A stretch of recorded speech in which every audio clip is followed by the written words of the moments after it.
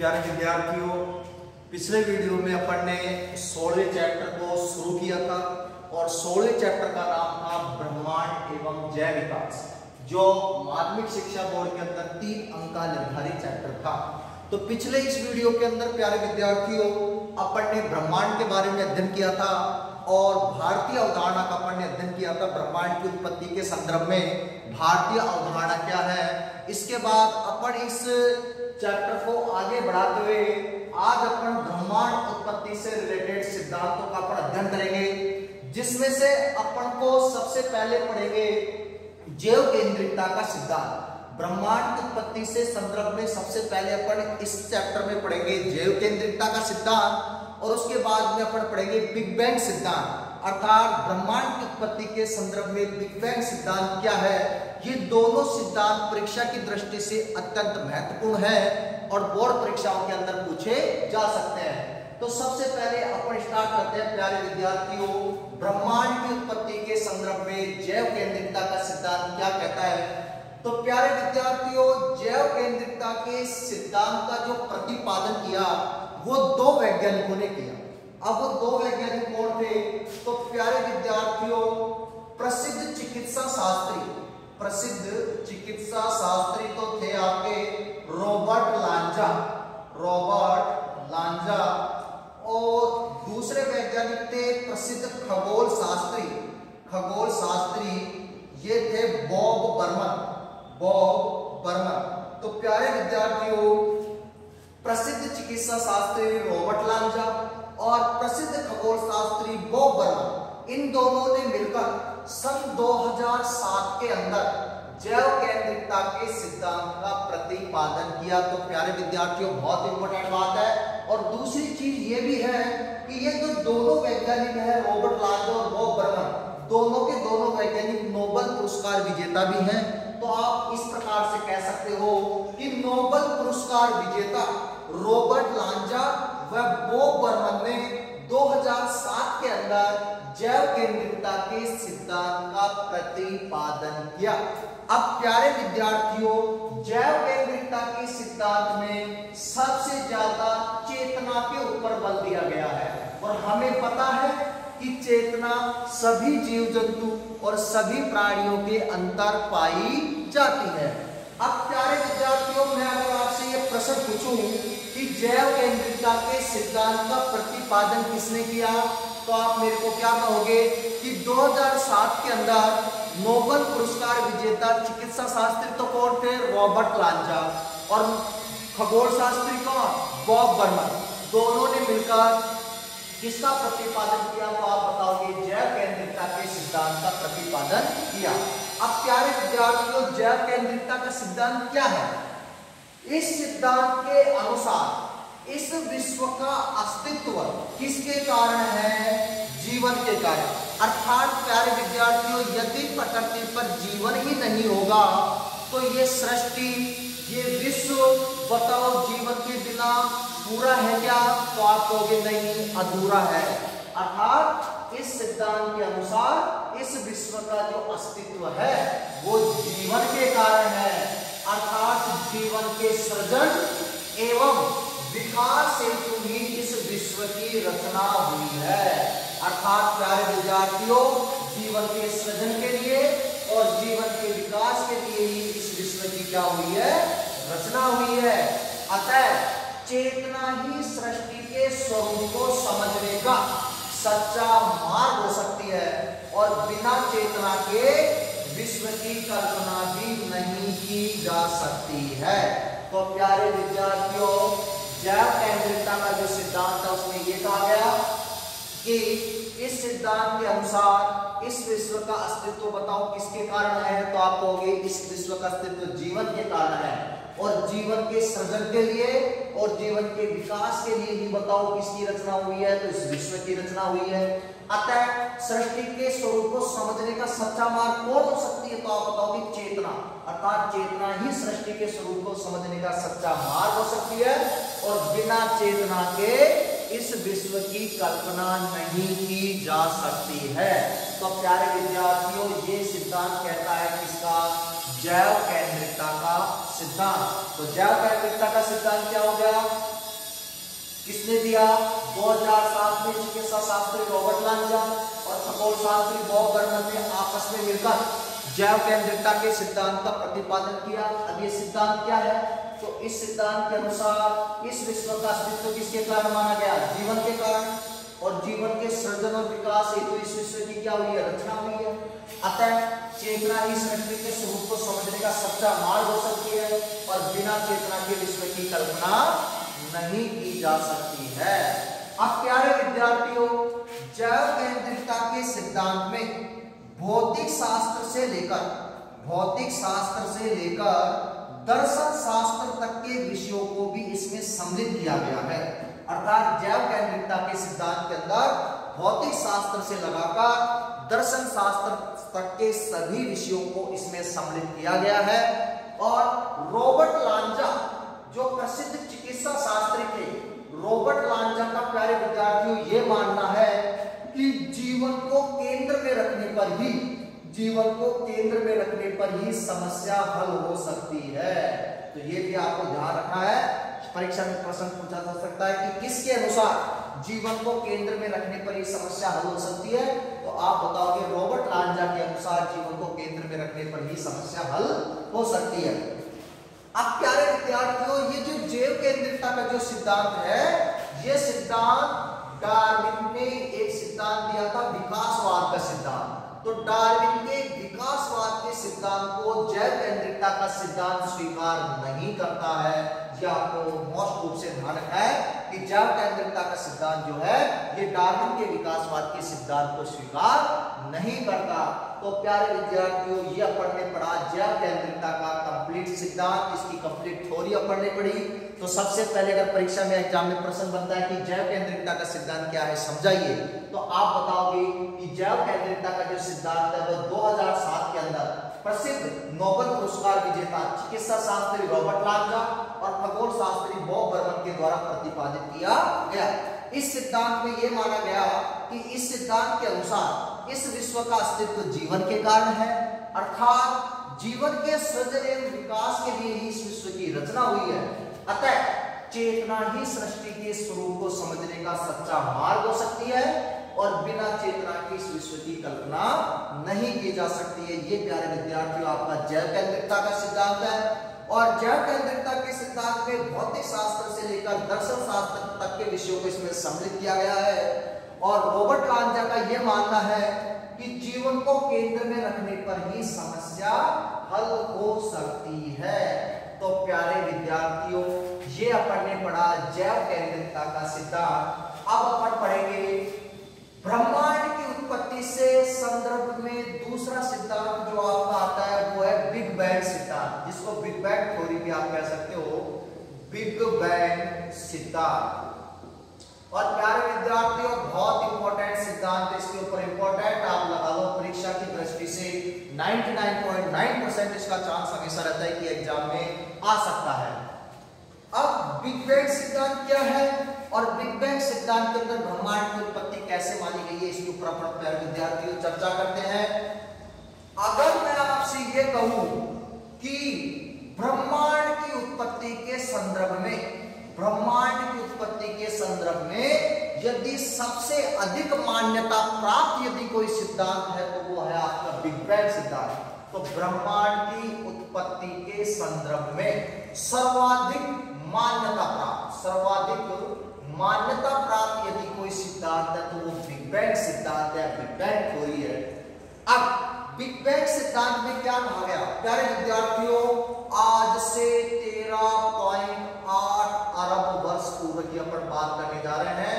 आज से 13.8 अरब वर्ष पूर्व ब्रह्मांड में एक अत्यंत सघन और गर्म पिंड था। एक अत्यंत सघन और कैसा पिंड था, गर्म पिंड था। इस सघन और गर्म पिंड में क्या हुआ, तो महाविस्फोट हुआ, बहुत बड़ा धमाका जिसको अपन बोलते हैं। अर्थात आज से 13.8 वर्ष पूर्व एक अत्यंत सघन और गर्म पिंड में क्या हुआ, महाविस्फोट हुआ। अब अपन को पता है कि कहीं भी अगर कोई विस्फोट होता है तो उस वस्तु के जो भाग होते हैं वो एक दूसरे से क्या होते हैं, दूर जाते हैं। एक भाग इधर जाता है, दूसरा भाग इस साइड में जाएगा, तीसरा भाग जैसे पूर्व दिशा में जाएगा, चौथा भाग पश्चिम दिशा में जाएगा।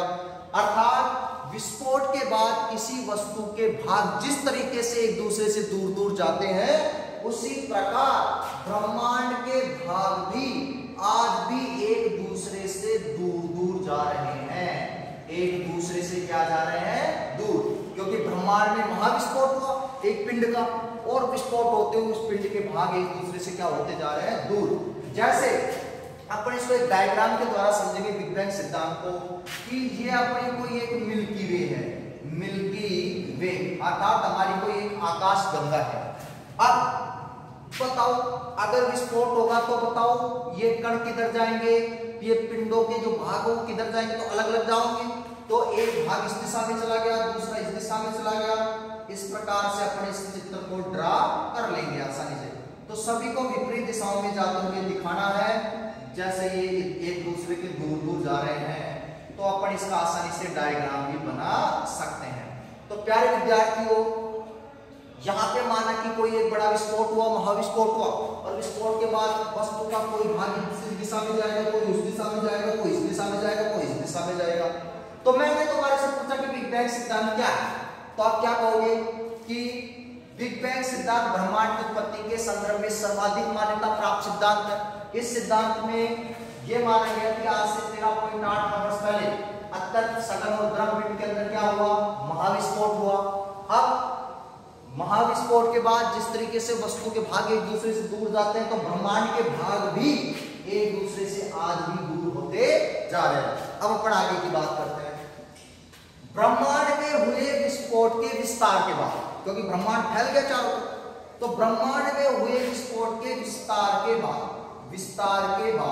ब्रह्मांड धीरे धीरे ठंडा हुआ। ब्रह्मांड धीरे धीरे क्या हुआ, ठंडा हुआ।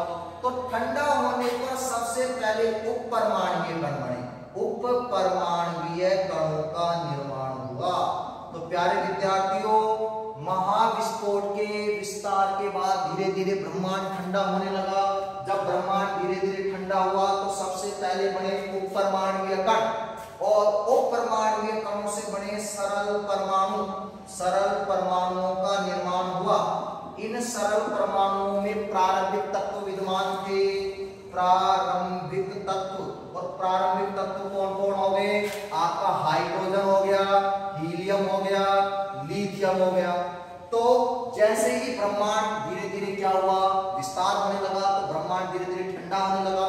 ठंडा होने पर सबसे पहले उपपरमाणुवीय कण बने, उपपरमाणुवीय कणों से सरल परमाणु बने।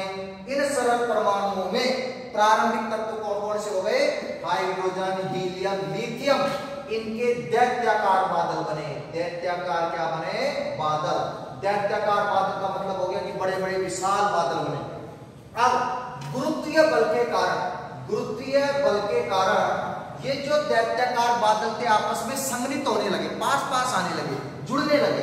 तो संघनित होने पर गुरुत्वीय बल के कारण दैत्याकार बादल संघनित होने लगे, और संघनित होने के कारण तारों और आकाश गंगाओं का जन्म हुआ। तारों व आकाश गंगाओं का क्या हुआ, जन्म हुआ। तो प्यारे विद्यार्थियों, ये आपका है बिग बैंग सिद्धांत। तो बिग बैंग सिद्धांत क्या है, दोबारा से ध्यान से देखोगे कि बिग बैंग सिद्धांत ब्रह्मांड की उत्पत्ति के संदर्भ में सर्वाधिक मान्यता प्राप्त अवधारणा या सिद्धांत है। इसमें ये माना गया कि आज से 13.8 वर्ष पहले ब्रह्मांड में एक अत्यंत सघन और गर्म पिंड में महाविस्फोट हुआ। विस्फोट होने के बाद उस पिंड के भाग एक दूसरे से दूर जाते रहे। फिर धीरे धीरे ब्रह्मांड का विस्तार होने के बाद ब्रह्मांड धीरे धीरे कुछ समय में ठंडा हुआ। ठंडा होने पर सबसे पहले उपपरमाणुवीय कणों का निर्माण हुआ। उपपरमाणुवीय कणों से फिर सरल परमाणु बने। सरल परमाणुओं में प्रारंभिक तत्व हाइड्रोजन, हीलियम, लिथियम, ये प्रारंभिक जो तत्व हो गए, इनके दैत्याकार क्या बने, बादल बने। इन दैत्याकार बादलों में गुरुत्वीय बल के कारण ये दैत्याकार बादल संघनित होने लगे, जिससे तारों और आकाश गंगाओं का जन्म हुआ। अब प्यारे विद्यार्थियों, विज्ञान के द्वारा जुटाए गए प्रमाणों से हमें यह पता चलता है कि आकाश में हल्के तत्वों की अधिकता है। आकाश में हल्के तत्वों की अधिकता हल्के तत्वों की क्या अधिकता। इसके अलावा आकाश में सूक्ष्म विकिरणों की उपस्थिति, सूक्ष्म विकिरणों की उपस्थिति, विकिरणों की उपस्थिति। इसके अलावा महाकाय, महाकाय का मतलब हो गया विशाल, बड़ी बड़ी महाकाय संरचनाओं की उपस्थिति, संरचनाओं की उपस्थिति, उपस्थिति। प्यारे विद्यार्थियों, आपके जो नोट्स है 16 चैप्टर के, उसमें इसको थोड़ा करेक्शन कर लेना। उसमें आपके लिखा हुआ होगा महाकाय संरचनाओं की अनुपस्थिति, अनुपस्थिति को काटकर आप क्या लिखोगे, उपस्थिति। ये आप इसमें थोड़ा करेक्शन करोगे। तो महाकाय संरचनाओं की उपस्थिति और एक आपके हब्बल के नियम, हब्बल के नियम। तो प्यारे विद्यार्थियों, आकाश में हल्के तत्वों की अधिकता, सूक्ष्म विकिरणों की उपस्थिति, महाकाय संरचनाओं की उपस्थिति और हब्बल के नियम, ये सारे के सारे जो है ये किसके पक्ष में है? तो आप बताओगे बिग बैंग सिद्धांत के पक्ष में है, बिग बैंग सिद्धांत के पक्ष में है। और प्यारे विद्यार्थियों, अभी तक भौतिकी के किसी भी ज्ञात नियम के द्वारा इस सिद्धांत की अवहेलना नहीं हुई है, अवहेलना नहीं हुई है। इसलिए ही तो बिग बैंग सिद्धांत वर्तमान में सर्वाधिक मान्यता प्राप्त सिद्धांत है, क्योंकि अब तक भौतिकी के ज्ञात किसी भी नियम से इस सिद्धांत की अवहेलना नहीं हुई है। तो प्यारे विद्यार्थियों, मैं एक बार फिर से आपको बिग बैंग सिद्धांत पूरा रिपीट कर रहा हूं, क्योंकि बहुत इंपॉर्टेंट पॉइंट है परीक्षा की दृष्टि से। बिग बैंग सिद्धांत किससे रिलेटेड है? तो आपको पता हो गया कि ब्रह्मांड की उत्पत्ति से रिलेटेड है, और ये ब्रह्मांड की उत्पत्ति के संदर्भ में सर्वाधिक मान्यता प्राप्त अवधारणा है। तो आज से 13.8 वर्ष पहले एक सघन और गर्म पिंड था, इसमें क्या हुआ? तो आप बताओगे महाविस्फोट हुआ। तो महाविस्फोट के बाद इस पिंड के भाग एक दूसरे से क्या होते गए, दूर होते गए। इसके बाद धीरे धीरे जब इस पिंड का विस्तार हुआ तो ये पिंड ठंडा हुआ। ठंडा होने में सबसे पहले उपपरमाणुओं कण बने, उपपरमाणुओं कणों से फिर सरल परमाणुओं का निर्माण हुआ, और सरल परमाणुओं में जो प्रारंभिक तत्व थे क्या क्या, हाइड्रोजन, हीलियम और क्या, लिथियम, इनके विशाल दैत्याकार बादल बने, और गुरुत्वीय बल के द्वारा ये दैत्याकार बादल आपस में सम्मिलित हुए, और सम्मिलित होने से तारों और आकाश गंगाओं का क्या हुआ, जन्म हुआ। और प्यारे विद्यार्थियों, बिग बैंग सिद्धांत के पक्ष में कौन कौन सी बातें हैं? तो आप बताओगे आकाश में हल्के तत्वों की अधिकता, सूक्ष्म विकिरणों की उपस्थिति, महाकाय संरचनाओं की उपस्थिति और हब्बल के जो नियम है वो इस सिद्धांत के पक्ष में है। और अभी तक भौतिकी के ज्ञात किसी भी नियम से इस सिद्धांत की अवहेलना नहीं हुई है। तो प्यारे विद्यार्थियों, इस वीडियो में अपन ने ब्रह्मांड की उत्पत्ति के संदर्भ में दो सिद्धांतों का अध्ययन किया। सबसे पहले पढ़ा जैव केंद्रिकता का सिद्धांत, जिसको रॉबर्ट लांजा और बॉब बर्मन ने प्रतिपादित किया, और दूसरा सिद्धांत अपन ने पढ़ा ब्रह्मांड की उत्पत्ति के संदर्भ में बिग बैंग सिद्धांत का अपन ने अध्ययन किया। इसके बाद कुछ छोटी छोटी बातें आपको इस पॉइंट से रिलेटेड ध्यान रखनी है। प्यारे विद्यार्थियों, ब्रह्मांड में बहुत बड़ी मात्रा में धूसर द्रव्य को अपन बोलेंगे डार्क मैटर, और धूसर ऊर्जा को अपन बोलेंगे डार्क एनर्जी। तो ब्रह्मांड में बहुत बड़ी मात्रा के अंदर धूसर द्रव्य और धूसर ऊर्जा के होने की भी जानकारी मिली है, लेकिन वर्तमान में इनका उपयोग किस प्रकार से किया जाए इसके संदर्भ में अभी कुछ नहीं कहा जा सकता है। इसी प्रकार प्यारे विद्यार्थियों, अगर अपन जैन धर्म की बात करें, थोड़े से आपके अलग से आपको एक बिंदु का ध्यान रखने हैं। जैन धर्म के अंदर सृष्टि को कभी नष्ट नहीं होने वाली बताया है, सृष्टि को कभी नष्ट नहीं होने वाली बताया है।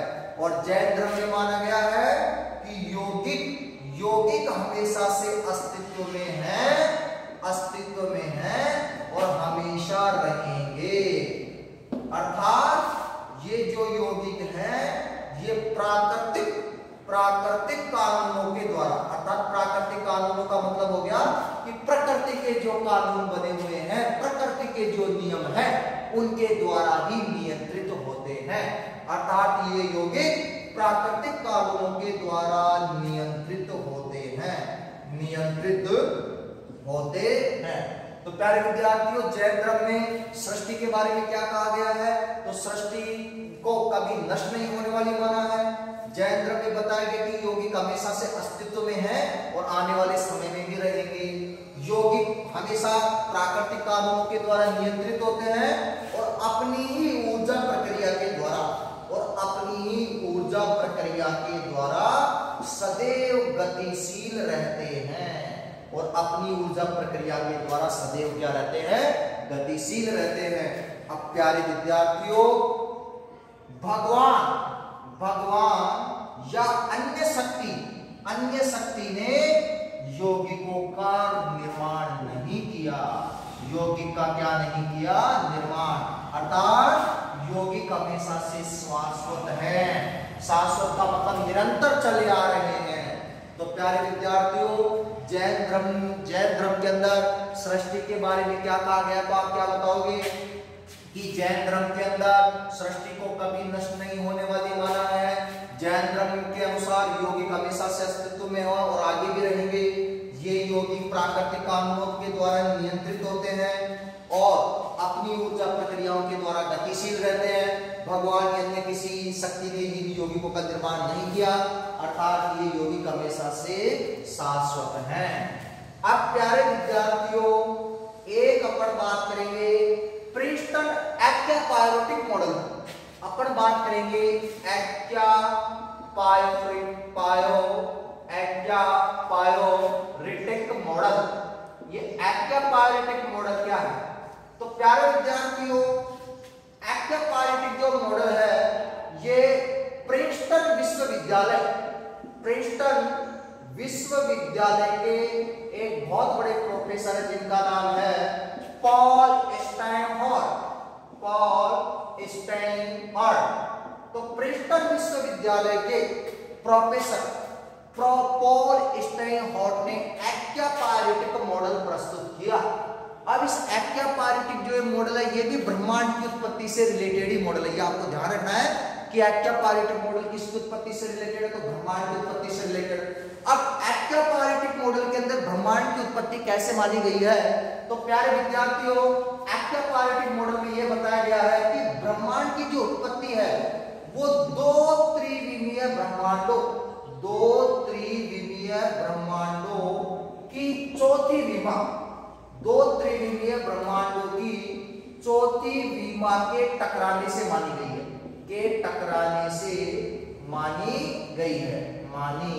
गई है।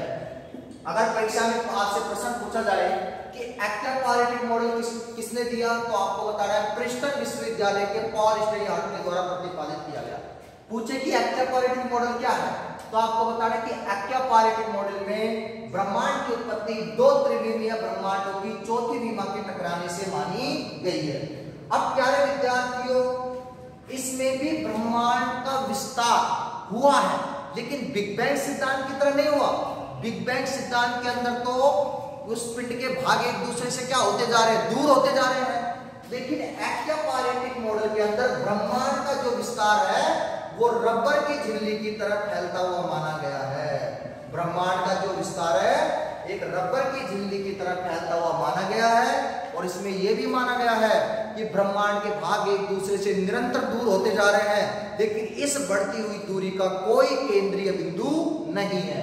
अर्थात ब्रह्मांड के भाग रबर की झिल्ली की तरह एक दूसरे से दूर होते जा रहे हैं, लेकिन इस बढ़ती दूरी का कोई केंद्रीय बिंदु नहीं है। यह कहा गया है एक्वापायोरिटिक मॉडल के अंदर। अब प्यारे विद्यार्थियों, इस लेसन के अंतर्गत अपन ने इस वीडियो में दो सिद्धांतों का अध्ययन किया। सबसे पहले पढ़ा जैव केंद्रितता का सिद्धांत और दूसरा सिद्धांत अपन ने पढ़ा बिग बैंग सिद्धांत। अब इसके बाद अपन ने पढ़ा कि जैन धर्म के अंदर प्रकृति या सृष्टि के बारे में क्या कहा गया है। तो आप बताओगे कि जैन धर्म में सृष्टि को कभी नष्ट नहीं होने वाली माना है। जैन दर्शन के अनुसार यौगिक हमेशा से अस्तित्व में और आगे भी रहेंगे। यौगिक अपने ही प्राकृतिक कानूनों के द्वारा नियंत्रित होते हैं और अपनी ऊर्जा प्रक्रिया के द्वारा सदैव चलते रहते हैं। भगवान ने अन्य किसी शक्ति ने इन्हें नहीं बनाया, अर्थात यौगिक हमेशा से शाश्वत हैं। और यदि बात करें एक्वापायोरिटिक मॉडल की, तो एक्वापायोरिटिक मॉडल प्रिंसटन विश्वविद्यालय के पॉल स्टैनफोर्ड ने दिया। और ये मॉडल क्या है, इसमें क्या बताया गया, तो आप बताओगे इस मॉडल में ब्रह्मांड की उत्पत्ति दो त्रिविमीय ब्रह्मांडों की चौथी विमा टकराने से मानी गई है और इसमें ब्रह्मांड का प्रसार एक रबर की झिल्ली की तरह फैलता हुआ माना गया है और इस बढ़ते हुए भागों का कोई केंद्रीय बिंदु नहीं है। यह बात बताई गई है एक्वापारेटिक मॉडल में। अब प्यारे विद्यार्थियों, अपन पढ़ रहे हैं जैव उत्पत्ति के भौतिक सिद्धांत, इसके बाद पढ़ेंगे जैव उत्पत्ति के आध्यात्मिक सिद्धांत। तो जैव उत्पत्ति के भौतिक सिद्धांतों के अंदर सबसे पहले अपन ने पढ़ा जैव केंद्रिकता का सिद्धांत और उसके बाद अपन ने पढ़ा क्या, किसका सिद्धांत, तो आप बताओगे कि ब्रह्मांड की उत्पत्ति के संदर्भ में बिग बैंग सिद्धांत। अब इसके बाद अपन पढ़ेंगे प्यारे विद्यार्थियों जैव उत्पत्ति के कौन से सिद्धांत, आध्यात्मिक सिद्धांत, और आध्यात्मिक सिद्धांतों के अंतर्गत भी अपन कई सिद्धांतों का अध्ययन करेंगे। तो प्यारे विद्यार्थियों, मिलते हैं नेक्स्ट वीडियो में, तब तक के लिए धन्यवाद, गुड बाय।